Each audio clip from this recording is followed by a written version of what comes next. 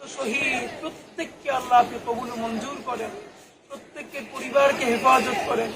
আল্লাহ যারা চিরতরে অন্ধ হয়ে গেছে, পঙ্গু হয়ে গেছে, আল্লাহ হাজার হাজার ভাইয়েরা, আল্লাহ তাদের উপর আপনার খাস রহমত নাযিল করেন, তাদের সম্মানজনক রিজিকের ফয়সালা করে দেন, তাদের পরিবারের উপর আপনার খাস রহমত নাযিল করেন।